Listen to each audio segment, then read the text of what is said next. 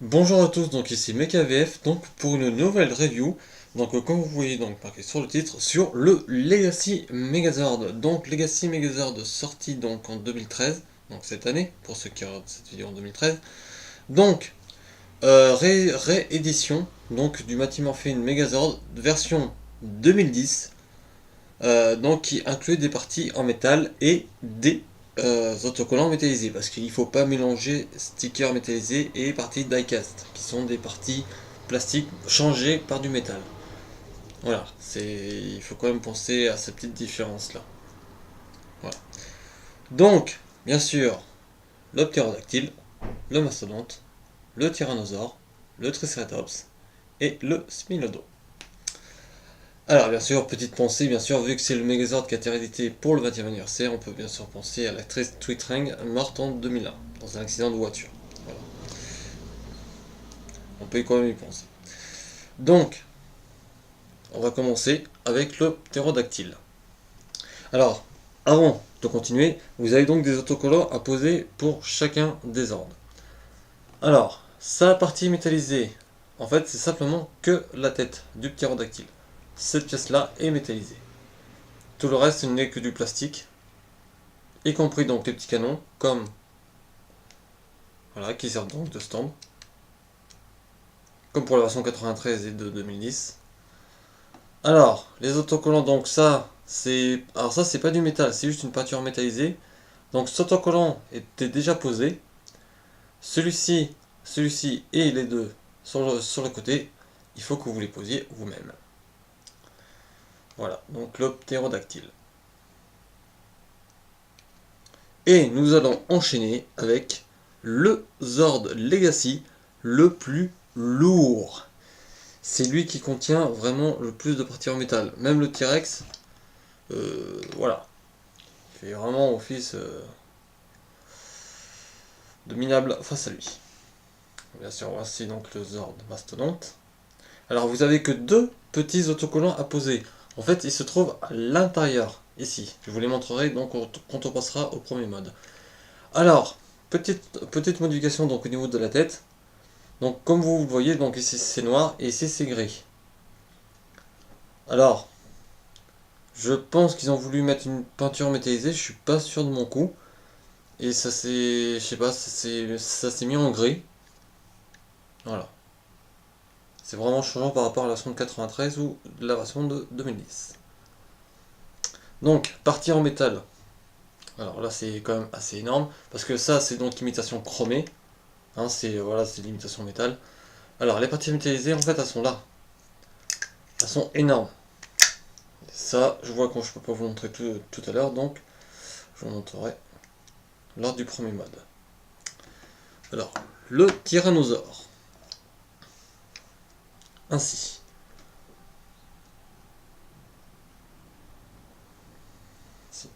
Alors, quand beaucoup peuvent penser, donc déjà, vous voyez le sigle de la communauté européenne de protection. Alors, voilà, déjà, il faut que vous ayez un truc pour coincer la queue. Alors, justement, les motifs donc sur la queue. Donc, ce n'est pas à coller, c'est peint directement sur le jouet. Ça, c'est plutôt pas mal. Les autocollants, donc, ici. Le petit autocollant noir ici. Ainsi qu'ici. Alors, je sais pas si vous le verrez bien. L'autocollant, donc, carré, ici. Celui-là, donc, devant le torse et sur les côtés. Voilà. Et bien sûr, l'autocollant dans la bouche. Bien sûr, tous les autocollants sont, bien sûr, imitation métal là. Voilà. Un beau joujou. Et bien sûr, la partie métallisée, c'est bien sûr ici. Donc vous voyez que ça t'est pas en noir, en rouge. Voilà. Ça, c'est vraiment la grosse partie métallisée du tyrannosaure. Le Triceratops. Alors, je vais tout de suite donc passer par le côté métal. Il est là. Vous n'avez que la queue du Triceratops. Donc vous pouvez mettre ainsi. D'ailleurs, ici, vous voyez donc un autocollant qu'il faudra donc poser. Ainsi. Ainsi donc que les deux ici les deux là, ainsi que l'autocollant donc jaune sur fond blanc, ainsi que le grand à l'intérieur. Donc, imitation métal pour les cornes. Voilà. Et pour finir, le smilodon. Alors, comme le Triceratops, la seule partie métal, c'est celle-ci. Donc la queue. Donc, l'autocollant à poser ici. Ainsi que cet autocollant-là et celui-là. De même, donc de l'autre côté, celui-ci et celui-ci.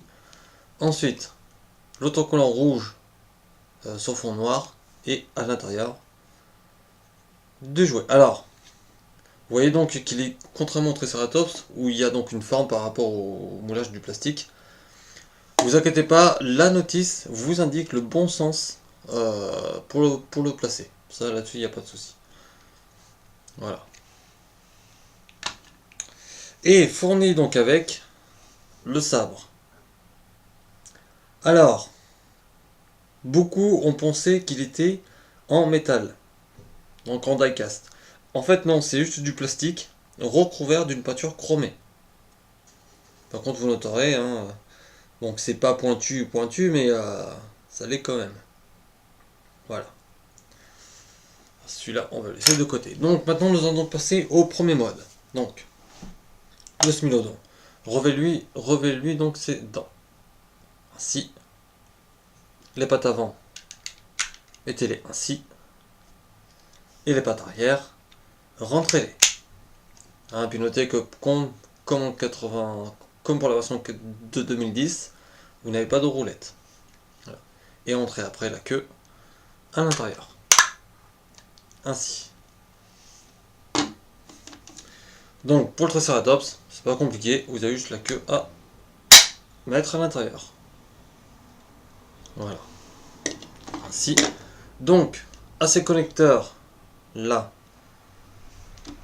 et là, vous allez donc les placer sur les connecteurs se trouvant sur les genoux du tyrannosaure. Voilà. Ainsi. Donc ils sont déjà bien avancés. Donc maintenant le mastodonte. Donc retirez donc lui sa tête. Voilà. Et donc ressortez. Ce qui a donc s'avère 2 poignées pour la tête du mastodonte. Ensuite, donc, vous allez relever donc les pattes arrière, ainsi. Alors, relever ainsi. Voilà. Donc, maintenant vous ouvrez en deux, enfin en 3 parties. Et donc voici donc les parties métallisées. Donc là on va devoir lever ceci et ça. Voilà, donc vous voyez les grosses parties en métal, en fait ça fait quasiment tout le bras. Et donc les deux petits autocollants que je vous parlais, ils sont ainsi.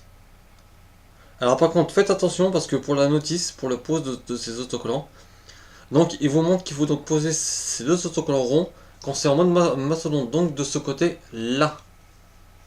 Alors qu'en fait ils vont là. Et attention, vous n'en avez que 2. Ne faites pas la même erreur que moi, sauf que moi j'ai réussi à me rattraper. Donc, pour le mode char, donc vous allez relever donc les bras à 3 crans. Ainsi. Et de même, bien entendu, de l'autre côté. Et donc grâce aux 2 connecteurs, ici et là, vous pouvez donc les placer à l'arrière du T-Rex ici.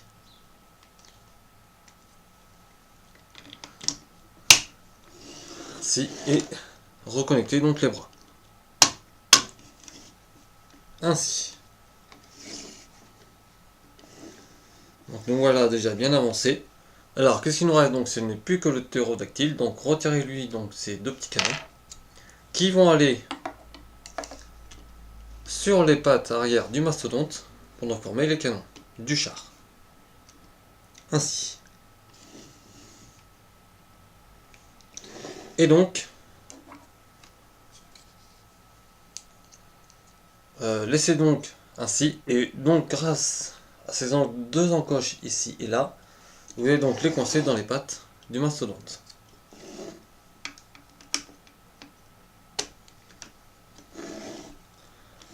Ainsi. Alors oui, par contre je vais remarquer une petite erreur. Voilà. Avec les épaulettes en place. Et donc après, relevez donc la tête du T-Rex. Et donc, à la poignée donc, du mastodonte ici, vous avez donc une petite encoche pour la mettre là-dedans.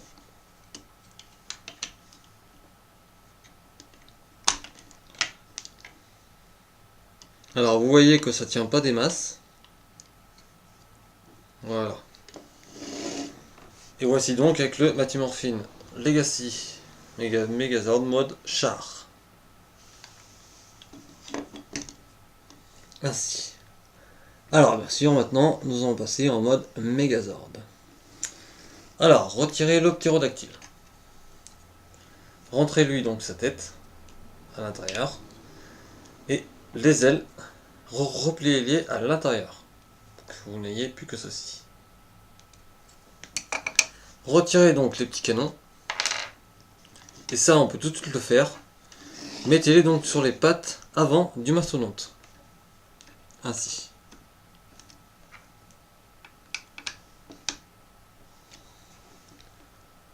La queue du T-Rex, relevez-la, éclipsez-la, donc grâce à ce petit connecteur gris que vous voyez ici, dans un trou spécialement mis sur le mastodonte. Donc, les épaulettes, vous les ramenez, que ce soit ainsi. Donc, pour faire sortir les points, donc, vous vous inclinez et vous tournez. Ainsi. Alors, je vais essayer de le faire pour que vous voyez mieux. Voilà. Donc, vous vous inclinez, vous tournez pour voir le point et vous remettez à sa place. Donc, après, vous détachez la tête du mastodonte. Ainsi. Donc, après, vous allez donc relever la tête du Triceratops, la tête du mastodonte, ainsi que ses pattes. Et maintenant, redressez le tout, ainsi. Voilà, comme c'est compté donc, abaisser les bras. Alors, les pattes avant du T-Rex, vous les ramenez ainsi. Vous ouvrez donc le coffrage, vous abaissez la tête du T-Rex à l'intérieur.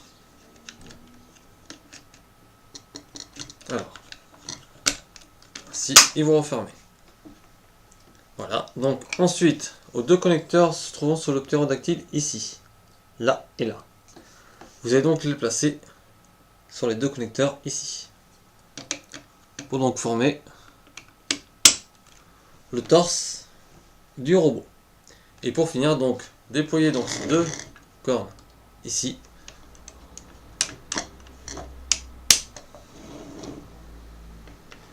Et voici avec le Mighty Morphin Megazord Legacy.